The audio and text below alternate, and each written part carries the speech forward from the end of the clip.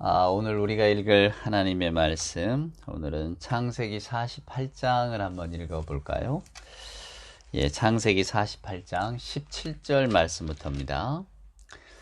요셉이 그 아버지가 오른손을 에브라임의 머리에 얹은 것을 보고 기뻐하지 아니하여 아버지의 손을 들어 에브라임의 머리에 서 므낫세의 머리로 옮기고자 하여 그의 아버지에게 이르되 아버지여 그리 마옵소서 이는 장자이니 오른손을 그의 머리에 얹으소서 하였으나 그의 아버지가 허락하지 아니하며 이르되 나도 한다 내 아들아 나도 한다.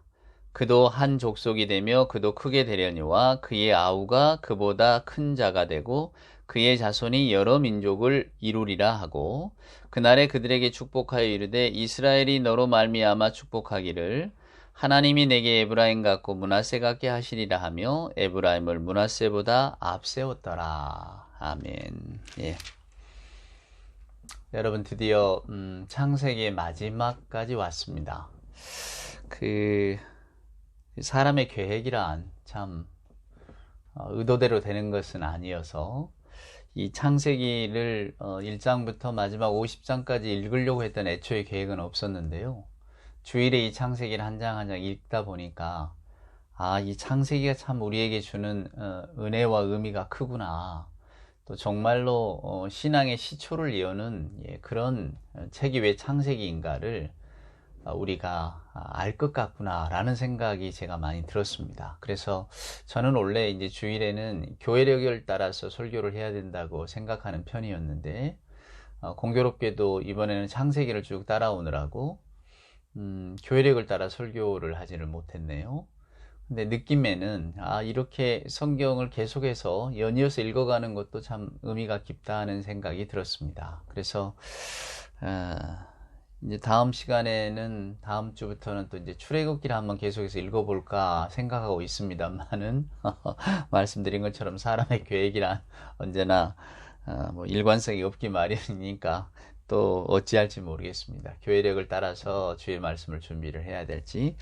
자, 하여간 오늘 드디어 이렇게 창세기의 마지막 장에 왔습니다. 여러분은 이 창세기를 읽으시면서 어떤 느낌 또 어떤 신앙의 어떤 교훈들을 얻으셨는지, 여러분의 신앙생활에 많이 영적으로 유익이 되었는지 저는 잠옷 궁금해집니다만은 저에게는 하여간 크게 도움이 되었습니다.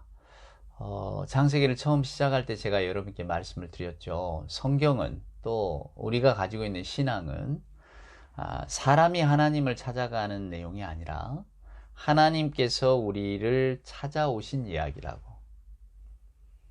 그러니까 주인공이 하나님이시지 우리 인간이 아니란 말입니다. 우리는 늘 말로야 인생의 주인, 세상의 주인은 다 하나님이시지 이렇게 말을 하면서, 그러나 우리들의 인생도 또 신앙생활도 다 우리가 주인공이 돼서 하려고 하지 않습니까? 그래서 우리가 하나님을 찾아간 이야기고 우리가 뭔가 하나님 신앙을 이루는 이야기로 읽고자 하는 경우가 많았죠. 오늘 특별히 이 요셉 이야기도 마찬가지입니다. 제가 벌써 한 4번에 걸쳐서 요셉 이야기를 길게 드리는데, 요셉 이야기를 어쩌면 성경의 의도하고는 잘못 읽는 가장 잘못된 길은 요셉이 꿈을 꾸었다. 그래서 결국 성공했다. 그래서 우리도 하나님 안에서 꿈을 꾸자. 이렇게 가버린단 말이에요. 우리도 꿈을 꿉시다. 꿈꾸는 자가 됩시다. 그래서 뭔가 인생을 바꿔봅시다. 요셉처럼 좀 잘 나가는 인생을 한번 살아봅시다. 여러분, 성경이 어디 boys be ambitious 하듯이 선동하는 이야기입니까? 아닙니다. 주인공은 요셉이 아니에요. 그러니까 요셉이 감옥에 갔다가 출세하고 이런 것들을 성경에 지금 의미 있다고 전해주는 게 아닙니다. 요셉이 없었다면 어땠을까? 하나님은 다른 누군가를 통해서 또 하나님의 역사를 이루어 가셨을 것입니다. 왜? 하나님이 우리를 찾아오시는 거지 우리가 하나님을 찾아간 이야기가 아니니까요. 그러니까 오늘 이런 이야기들을 우리도 요셉처럼 꿈을 꿔서 성공하자 이렇게 읽어버리면 말로는 성경 말씀 하나님의 말씀이라고 해놓고 다 우리들의 이야기로 읽어버린다 그 말입니다. 우리가 뭔가를 이루어가는 그런 이야기로, 그런 게 아닙니다. 이 말씀은 하나님께서 이렇게 인간을 찾아오셔서 당신의 계획과 그리고 하나님의 섭리를 이렇게 이끌어 가신다고 하는 것들을 인간들이 찾아오신 하나님을 통해서 깨달아가며 아는 이야기입니다. 오늘 우리가 읽었던 창세기 48장, 아마 많은 분들이 이 창세기를 읽어가면서 이 본문을 택하지는 않을 거예요. 더군다나 지금 이제 요셉의 마지막 장을 제가 다 정리를 한꺼번에 하려고 지금 생각 중인데, 45장 이후로부터 지금까지 50장까지 이 5장의 내용이 한꺼번에 이렇게 정리가 되어지는 겁니다. 그런데 오늘 저는 이 장면이 굉장히 의미 있다고 봤어요. 자, 왜 그런가? 이제 모든 것이 백일하에 다 드러났잖아요. 자, 형들이 요셉을 팔아버리고 그리고 아버지에게는 죽었다고 속였습니다. 근데 이 요셉, 팔려간 요셉이 죽을 고생을 하고 또 감옥에서의 어떤 갓난 신고를 다 겪고 애굽의 바로 앞에 나와서 그의 꿈을 해몽하면서, 그리고 또 이제 그 꿈 해몽, 그렇다면 네가 해결책을 가지고 있으니 당신이 한번 그러면 국가의 지도자가 돼서 이 일을 감당해보라. 그렇게 해서 결국은 요셉이 애굽의 총리 대신에 올라서 그 바로의 꾼 꿈들, 그리고 자기가 해몽한 대로 모든 일들을 지혜롭게 잘 처리를 했잖아요.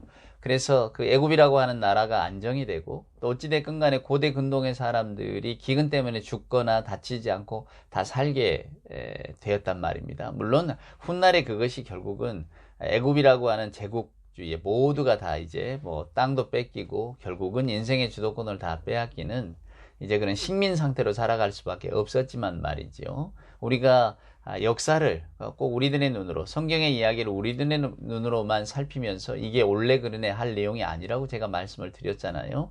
인간의 삶은 인간의 삶이고 인간의 역사는 인간의 역사입니다. 그러나 성경이 우리에게 보여주고자 하는 것은 그 인간의 역사들 가운데 하나님께서 어떻게 인간을 찾아오셨고 어떻게 당신의 계획을 보여주셨고, 그렇게 해서 그 보여준 사람들에게 미래의 소망을 품고 살게 했느냐, 이게 중요하다는 말씀을 제가 드렸잖아요.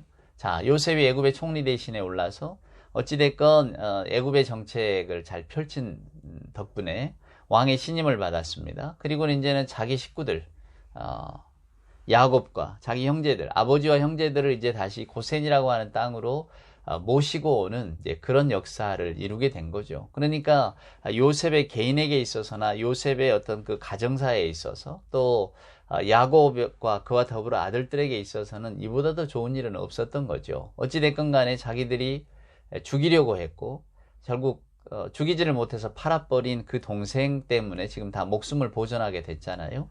자, 그렇게 해서 요셉이 이제 형제들과 아버지를 불러드립니다. 창세기 47장에 보면 이제 야곱이 애굽의 바로 앞에 나와서 만나는 장면이 나옵니다. 애굽의 바로도 어찌됐건 간에 요셉이 없었다면 정말로 제국이 붕괴될 것 같은, 그럴 수 있을 대위험 속에서 결국은 제국이 더 튼튼해지고 안정화가 됐잖아요. 그러니까 아무리 신하지만은 요셉에게 대해서 고마운 마음을 갖고 있죠. 근데 그의 아버지, 그의 식구들을 다 불러왔으니 아마 예의를 갖춰서 맞아들였던 것 같습니다. 그때 그 야곱의 태도를 보세요.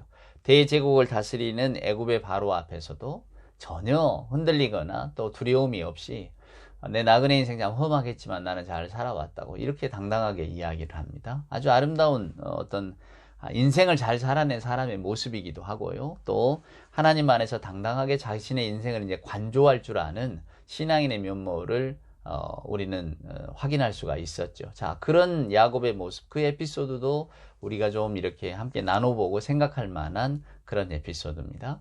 그리고 이제 오늘 읽은 48장은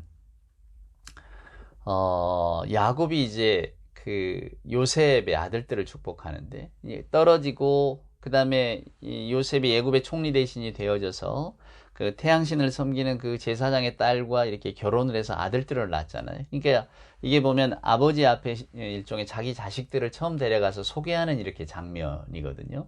그러니까 그 아들들을 보면서 이제 아버지, 그러니까 할아버지죠.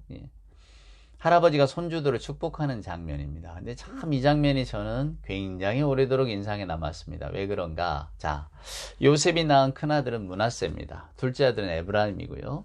요셉도 비록 자기가 11번째 아들로 태어나서 노우바디, 아무도 주목하지 않는 11번째 아들이었지만 그는 아버지의 총애를 받았기 때문에 그는 어찌됐건 그 뭐랄까 11번째 아들의 서름을 모르고 자랐단 말이에요. 하지만은 그도 그 시대의 아들 아닙니까?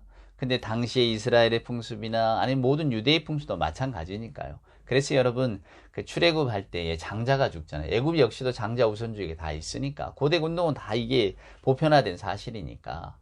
그러니까 이 요셉도 이제 아버지에게 데려갔을 때에 아버지가 큰아들을 더 축복해 주기를 당연히 바랬겠죠. 그리고 그러한 것이 마땅하다고 생각했을 겁니다. 근데 아버지가 손을 어긋맞겨서 축복했단 말이에요. 그러니까 둘째 아들을 큰아들보다 더 축복한 겁니다.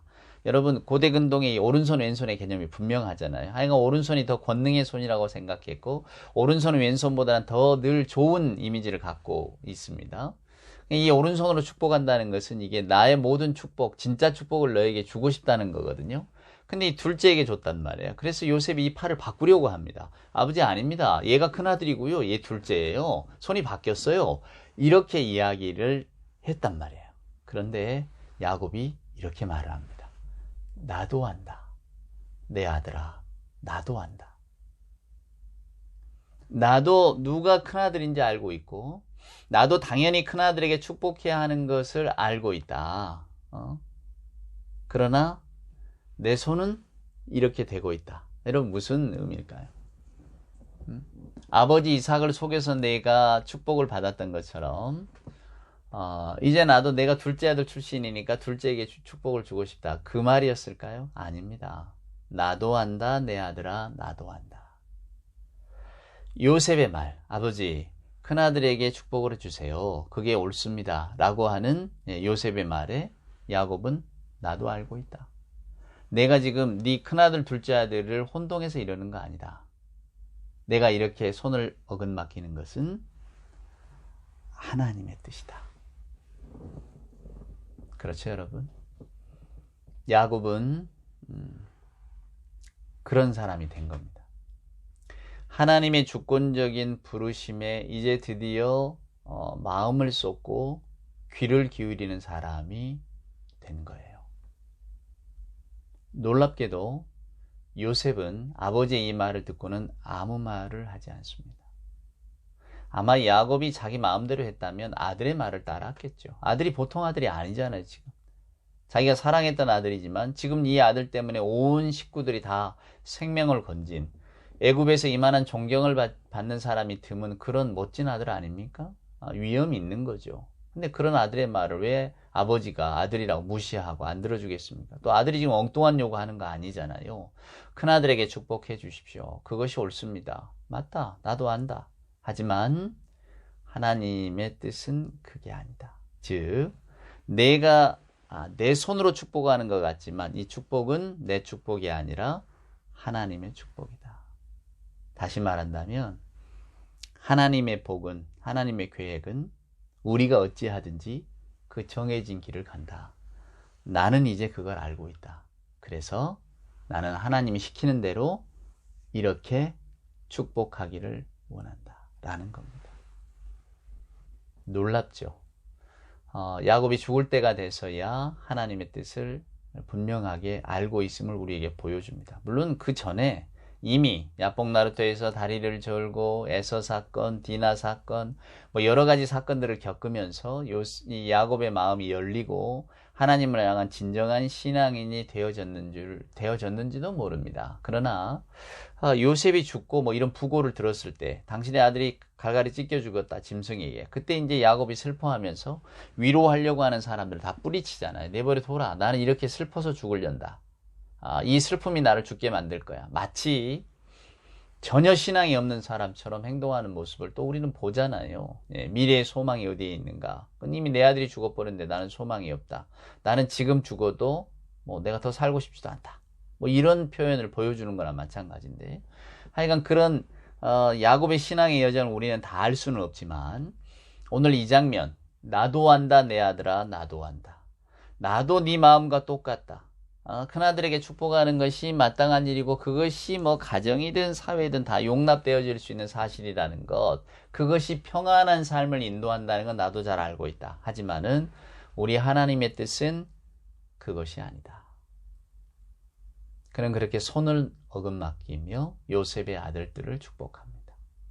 이제 창세기 50장에 가면 이제 야곱의 죽는 모습이 나옵니다. 참 이 죽는 모습도 인상적이에요. 야곱이 자기 아들들을 불러놓고 축복한 이야기, 때로는 그 저주도 담겨 있지만 그 이야기는 한번 여러분들이 그냥 읽어보시면 알 것 같고요. 이제 창세기 50장에 보면 이제 드디어 야곱이 죽습니다. 야곱이 죽을 때에 야곱이 뭐라고 말합니까? 나를 내 할아버지, 뭐 아브라함, 이삭 그리고 나의 아내들이 묻혀 있는 그 헤브론 땅, 우리 조상의 그 가족묘에다가 꼭 묻어달라 이렇게 유언을 하고 실은 죽습니다. 그는 그의 죽음으로써 그의 인생이 이제 다 되었다라고 하는 것, 그의 나그네 길이 끝났다고 하는 것을 분명히 기억하고 있죠. 그래서 그는 나는 애굽 땅에 묻히기보다 내 조상 열조에게로 돌아가기를 원한다. 내 조상에게로 꼭 돌려보내다오.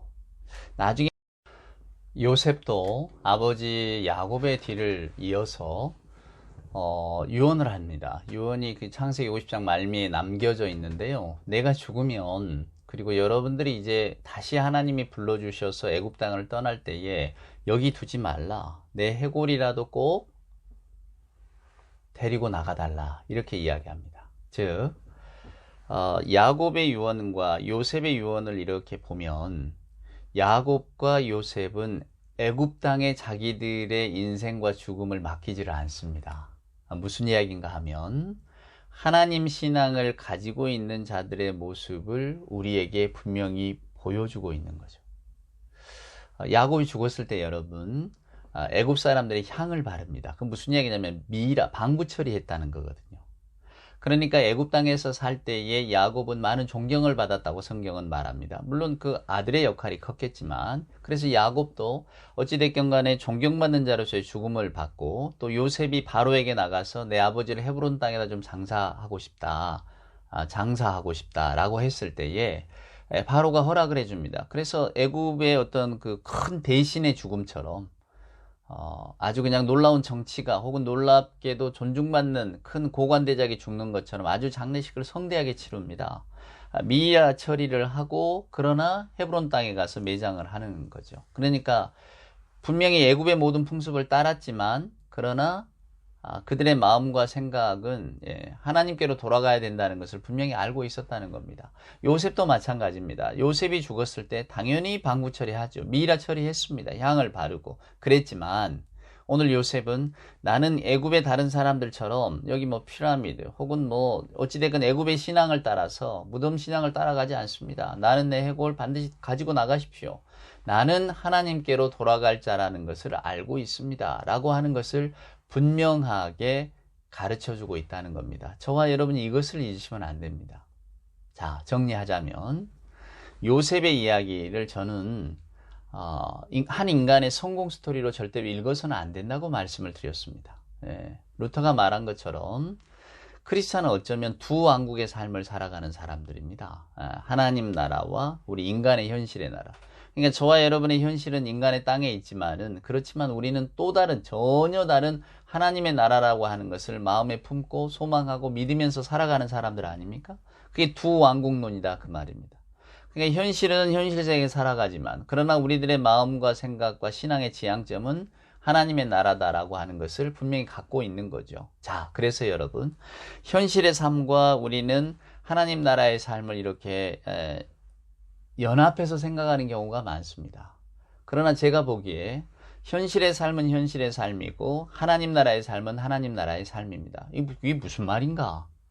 여러분, 만약에 여러분과 제가 창세기를 읽으면서 야곱이 참 멋진 신앙인이었어요. 처음에는 뭐 속이기도 하고 그랬지만은 나중에 정말로 많은 것들이 달라져서 그는 정말 멋진 신앙인으로 살았습니다. 맞습니다. 점점 그가 야복 나루터를 통해 사건을 통해서 하나님을 더 깊이 알고 그는 점점 하나님을 잘 믿는 사람으로 하나님을 신뢰하는 사람으로 변화가 되어져 간 것 같습니다. 그렇다면 그가 신앙과 현실을 만약에 일치시키려고 했다면, 그래 저와 여러분이 야곱의 인생을 참 신앙인으로서 아름답다고 평가를 하려면 왜 여러분 몸에 방부 처리를 합니까? 왜 미이라 스타일의 어떤 그 애국 방식을 따라갑니까?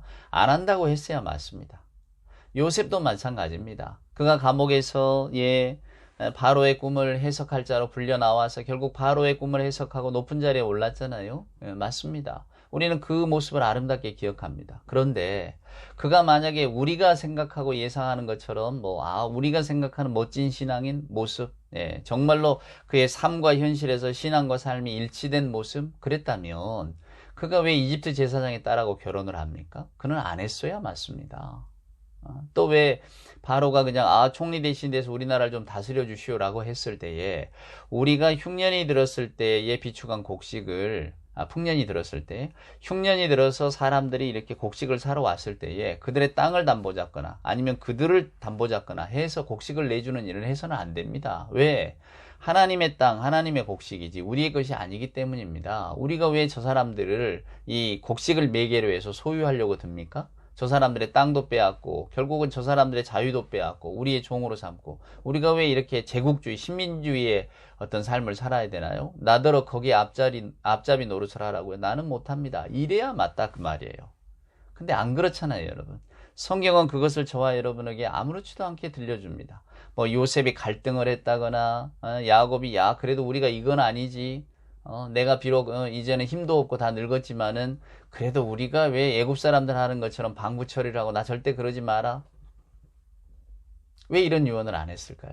그래서 여러분이 오해하시면 안 된다 그 말입니다. 여러분 성경은 저와 여러분에게 세상을 어떻게 살아갈까를 가르쳐주는 책이 아닙니다. 세상의 지혜를 들려주는 책이 아니에요. 요셉처럼 꿈을 꿔야 성공할 수 있다라고 하는 그런 스토리를 들려주는 책이 아닙니다. 성경은 하나님께서 인간들을 어떻게 찾아오셨는가, 그들의 삶 가운데 어떻게 역사하셨는가. 그래서 우리가 볼 때에는 다 장사미사 평범한 인간들이란 말입니다. 그가 어떤 그 가지고 있는 어떤 재능을 가지고 조금 다른 사람보다 더 지혜로웠을 수도 있고 더 의지가 더 강했을 수도 있고 더 육체적인 어떤 그런 건강이 더 타고났을 수도 있죠. 강인한 육체를 가졌을 수도 있습니다. 그거는 뭐 지금 우리가 그저 이렇게 바라보는 어떤 사람의 예와 다르지 않습니다. 어느 누구는 명민한 사람이 있는가 하면 어느 누구는 강철 같은 체력을 가진 사람이 있잖아요. 그런 것처럼 야곱도 요셉도 각각 그에게 어떤 그 부여된 인간의 특성을 가지고 살아남았다 그 말입니다. 그러면서 자신들에게 주어진 삶을 그냥 살아냈을 뿐이에요. 그런데 놀라운 것은 그들의 삶에 하나님이 찾아오셔서 하나님의 역할들, 하나님이 기뻐하시고 하나님이 원하시는 구원 계획들 속에 그들을 도구로 사용하셨다 그 말입니다. 그들을 끌어오셔서 이스라엘 백성을 선택하신 것처럼 하나님이 선택하시고 그들을 통해서 하나님의 일들을 이루어 가신다 그 말입니다. 만약에 어떤 사람이 하나님이 택하셨고 하나님이 일을 맡겨주셨는데 오늘처럼 요셉에게 일을 맡겨주셨는데 요셉이 그저 만약에 애굽 그 총리 대신이 되고 보니까 그냥 부귀영화, 산의 진미 다 있단 말이야. 뭐 난 이게 너무 좋다고 빠져 들어간다 해도 여러분, 응? 그러면 하나님의 계획이 어긋나고 없어지는가? 그렇지 않습니다. 요셉 말고 다른 사람을 통해서 혹은 요셉에게 어떤 사건을 일으키셔서 또 하나님의 일들을 만들어 가셨을 겁니다. 그러니까 잠깐 정치하고 더딜 수도 있죠. 우리가 충성하고 하나님 저 흔들림 없이 가겠습니다 했을 때 하고 아니에요 하나님 난 이게 아닌 것 같아요 흔들리고 불순종한 어떤 이 종이 되고 막 그런 모습을 한다면 하나님의 시간이 조금씩 이렇게 늦어지게 되겠지만 그럼에도 불구하고 그 하나님의 계획은 변함없이 흘러간다는 것. 즉 하나님이 정해 놓으신 복은 그 갈 길을 간다는 것을 우리는 성경을 통해서 알 수 있다 그 말입니다. 그러니까 여러분 아무리 내 마음속에 또 뭐 내가 가지고 있는 신앙이 그러한 생각으로 흘러간다 할지라도 그러한 생각이 뭡니까? 현실과 신앙을 일치시키려고 하는 우리 이런 말 하잖아요. 야 예수 믿는 사람이 그러면 안 되지. 그러면 안 되지요. 예수 믿는 사람이 여러분이 말하는 그러면 안 되지라는 속에는 뭐 비도덕적이거나 아니면 너무 탐욕스럽거나 그렇죠 여러분? 하여간 뭔가 좀 법에는 어긋나지 않지만 인간의 도리로서는 조금 주저되는 일들을 하게 될 때에 우리가 그래도 믿는 사람이 그러면 안 되지 이런 말 하잖아요 여러분. 맞습니다. 믿는 사람이 그러면 안 되지라고 하는 것 속에는 당연히 그거는 기대가 있고 또 그러지 말아야지라고 하는 우리 마음속에 다짐이 있잖아요. 그럼에도 불구하고 어떤 한 행동을 보거나 삶을 통해서 그것을 가지고 그의 신앙을 판단하고 평가할 수 있는가? 그것은 아니라고 하는 겁니다. 그렇다면 여러분 성경이 만약에 도덕 윤리를 강조하는 책이라면 뭐 꼭 하나님 이름 주 예수 그리스도가 아니라도 도덕적으로 윤리적으로 흠없이 살다 간 사람들 모두에게 다 하나님의 구원이 있다라고 하는 어떤 그런 말씀들을 전해 주어야 하잖아요. 근데 그걸 왜 퀘스천 마크로 남겨뒀을까? 오히려 분명하게 보여준 것은 나는 길이요 진리요 생명이니 누구든지 나로 말미암지 않고는 아버지께로 올 자가 없다 라고 하는 분명하신 예수님에서는 나로 말미암지 않고는 이런 말씀들을 우리에게 남겨주셨을까 여러분 이걸 기억하셔야 됩니다. 자 우리가 그래서 예수 없이 선한 삶을 살아서 나는 하나님께 인정받는 사람이 된다? 그럴 수는 없다는 거예요. 왜 그런가? 인간의 기본 출발은 언제나 자기 위주, 자기 중심, 자기를 채워가는 것, 자기 사랑이기 때문에 그러합니다. 오늘 야곱의 이야기, 요셉의 이야기를 통해서 우리가 신앙적으로 교훈을 얻는 것은 무엇이냐? 야곱과 요셉은 그들에게 주어진 삶을 그대로 받아들이면서 순응하면서 살았습니다. 그 안에서 어떻게든 이렇게 저렇게 해보려고 애를 썼죠. 그럼에도 불구하고 불현듯 훅 치고 들어오는 하나님의 어떤 그 개입과 간섭이 있었잖아요. 하나님께서 에서를 축복하셨으면 그만인데 왜 하필 야곱을 축복하셨을까? 오늘 야곱도 마찬가지입니다. 그가 그냥 므낫세에게 오른손을 얹어주면 되는데 왜 이걸 어긋맞게서 둘째인 에브라임에게 오른손을 얹어주었는가? 요셉이 깜짝 놀라서 아버지 바뀌었어요 라고 하는데도 나도 안다 내 아들아 이렇게 말씀했을까? 또 그 말을 듣고 요셉은 침묵으로 응대를 했을까? 가만히 있단 말이에요. 요셉이 나서서 막 아버지 손을 바꾸려고 하는 게 아니에요. 그래도 아버지 이건 아니에요. 이게 아니고 아버지의 나도 안다라고 하는 그 말을 듣는 순간에 이것은 우리가 감당할 수 있는 영역이 아니구나 라고 하는 것을 분명히 깨달았던 겁니다.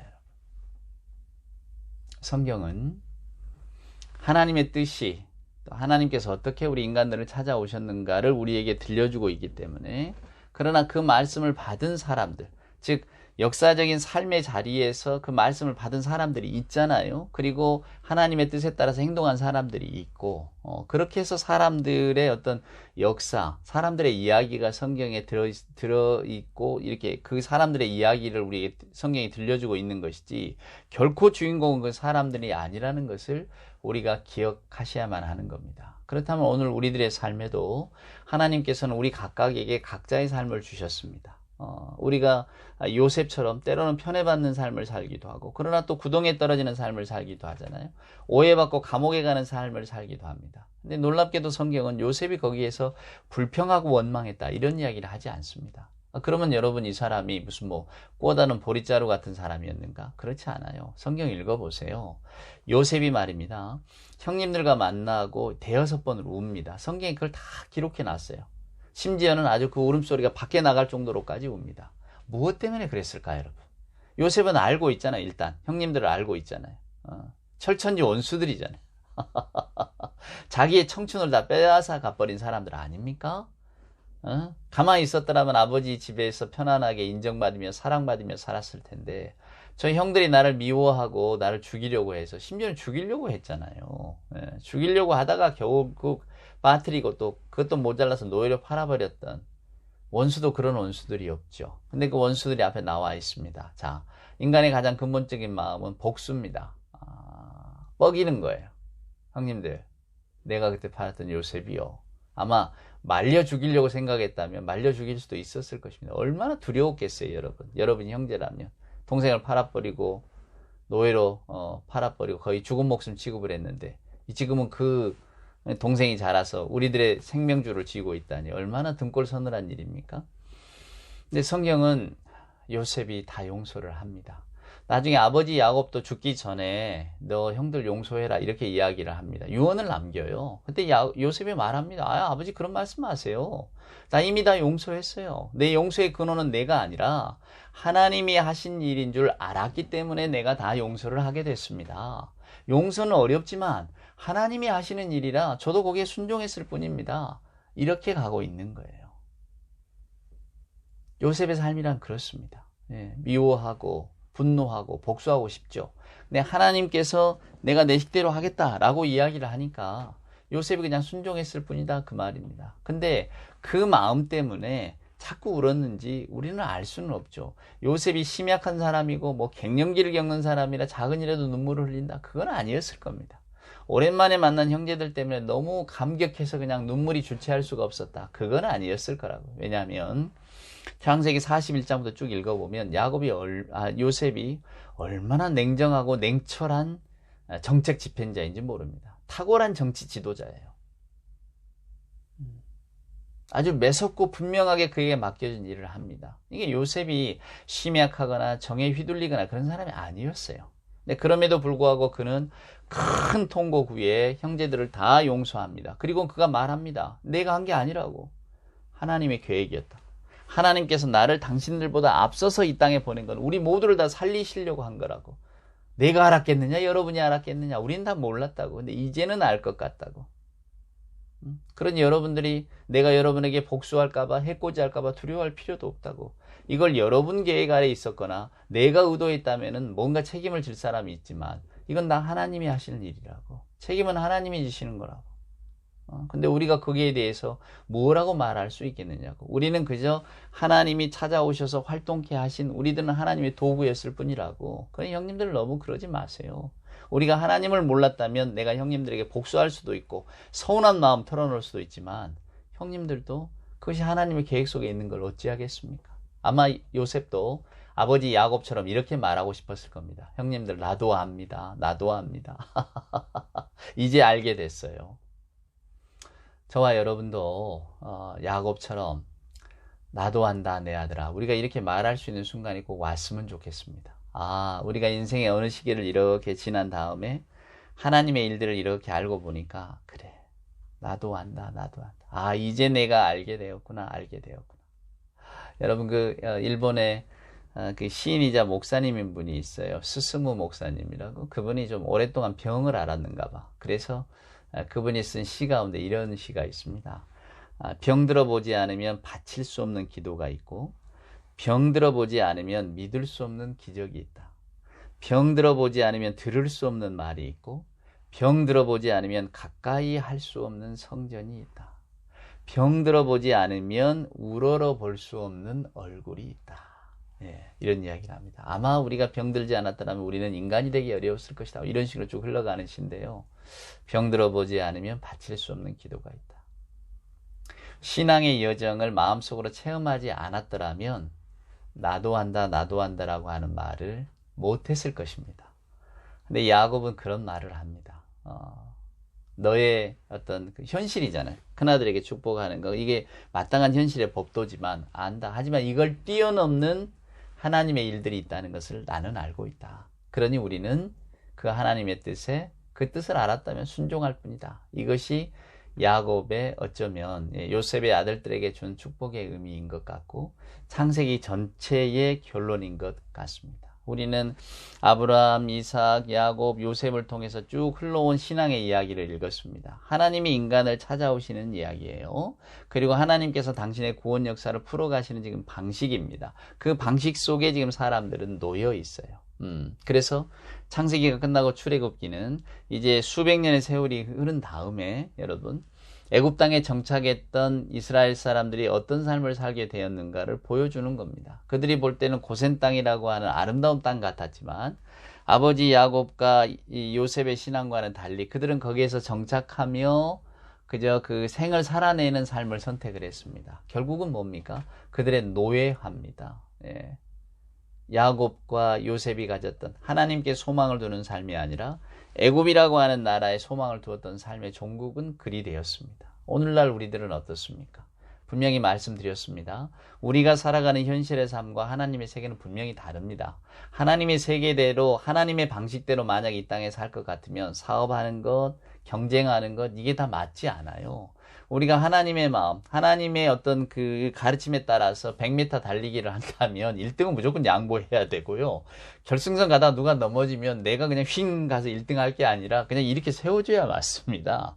그러니 무슨 경쟁이 되고 뭐 달리기가 되겠습니까?